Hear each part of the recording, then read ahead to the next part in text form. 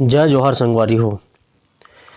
बहुत लोगों का कमेंट आ रहा था कि जो लैब ऑपरेटर है, जिसे हम लोग प्रयोगशाला परिचालक कहते हैं, जिसका 880 पदों पर भर्ती होना था, उसका लास्ट डेट कब है और उसमें त्रुटि सुधार कब कर सकते हैं।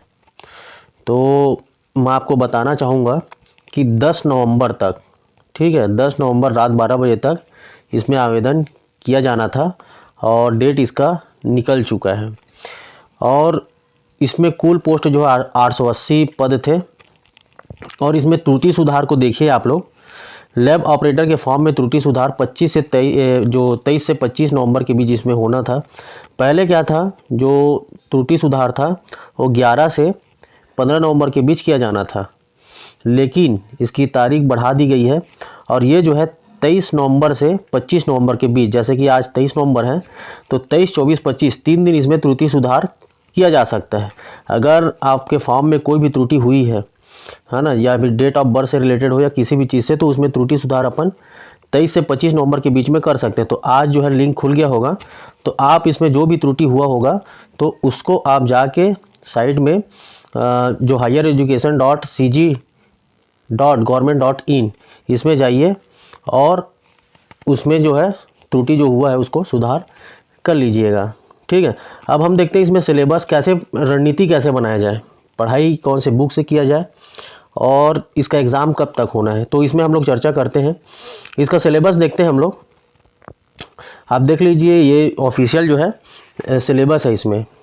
ठीक है, तो प्रयोगशाला परिचालक पद की परीक्षा हेतु इसमें सामान्य विज्ञान, इसमें टोटल सामान्य विज्ञान लिखा गया है, मतलब क्वेश्चन का लेवल रहेगा सामान्य, ऐसा हम लोग मान के चल रहे हैं। लेकिन एग्ज़ाम है, इसमें टफ क्वेश्चन भी पूछा जाता है, तो हमको टफ प्लस सामान्य क्वेश्चन जो आता है उसको, तो दोनों को लेके चलना पड़ेगा।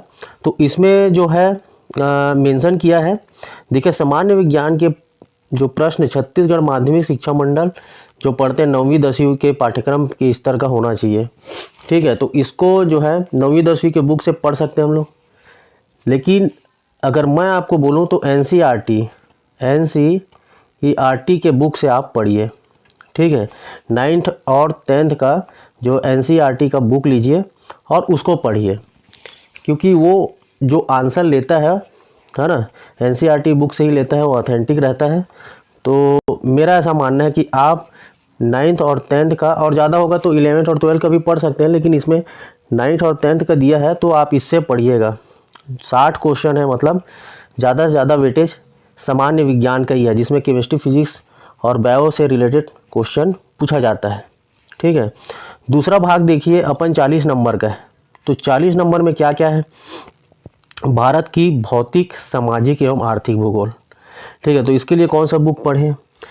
मेरे हिसाब से अगर भारत की भौतिक, सामाजिक और आर्थिक भूगोल के लिए अगर बुक है तो आप ले सकते हैं, अभी बहुत सारे एडिशन, जो हरिराम पटेल सर का भी है, ठीक है, जो भारत से रिलेटेड को आता है, उसमें मुस्कान पब्लिकेशन का भी है, तो बहुत सारे हैं। लेकिन मेरे हिसाब से हरिराम पटेल सर का जब बुक ले लीजिएगा, वो उसमें से बाहर नहीं जाता। ठीक है, बाकी सब पेपर के लिए, अब पीएससी का बोलोगे तो उसका कुछ अलग लेवल का हो जाता है, सीजीपीएससी वगैरह का, उसके लिए तो फिर देखना पड़ता है। बाकी अगर आप प्रयोगशाला परिचालक की तैयारी कर रहे हैं तो मेरे हिसाब से, ठीक है, बाकी आपको क्या लगता है, आप खुद इसमें तैयारी कर रहे हैं तो आपको मालूम ही होगा, आप कोई भी बुक से पढ़ सकते हैं। लेकिन हरिराम पटेल सर का जो बुक है उतना पढ़ लीजिएगा।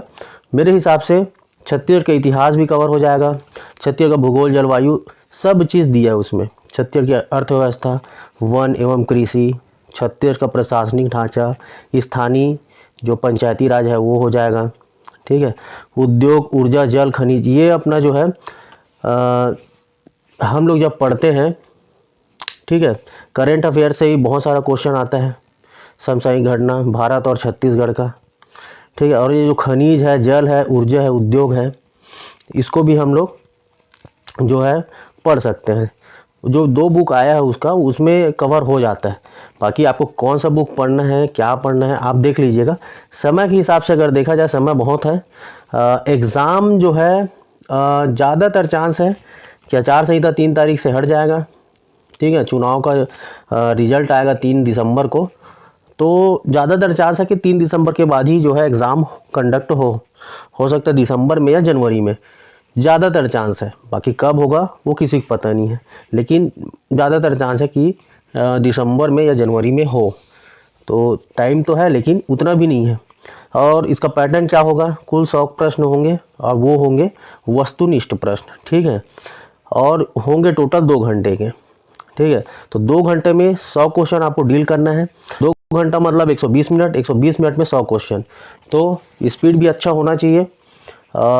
और ये ऑब्जेक्टिव्स में मैथ्स वगैरह तो है नहीं है, ठीक है, तो जिसके लिए आपको समय ज़्यादा जैसे मैथ्स बनाओगे तो समय ज़्यादा लगता है, तो इसमें मैथ्स नहीं है तो समय आपका बचेगा। तो आपका तैयारी मैं बता दिया आपको, सामान्य विज्ञान पढ़ना है तो एनसीईआरटी बुक से पढ़ो, और दूसरा पार्ट जो है 40 नंबर का, उसको हरिराम पटेल सर का जो बुक है उसको लो और उतना को पढ़ लो, क्योंकि जो ज़्यादा वेटेज है वो एनसीईआरटी का, उसमें ज़्यादा अपने मेहनत करना है। 40 मार्क्स का आएगा, उसको मेरे हिसाब से जितने लोग भी तैयारी करने के लिए बैठते हैं, अधिकतर लोग क्या होता है छत्तीसगढ़ और भारत का जो है जीएस वगैरह को पढ़ ही लेते हैं, है ना। कुछ बेसिक चीज़ को पढ़ के बैठे रहते हैं, कुछ लोग का अच्छा तैयारी रहता है, कुछ का कम रहता है, तो ज़्यादातर आदमी इसको पढ़ा रहता है। लेकिन सामान्य विज्ञान को क्या है, बाकी जब व्यापम का एग्ज़ाम देते हैं तो उसमें उसका वेटेज उतना नहीं रहता।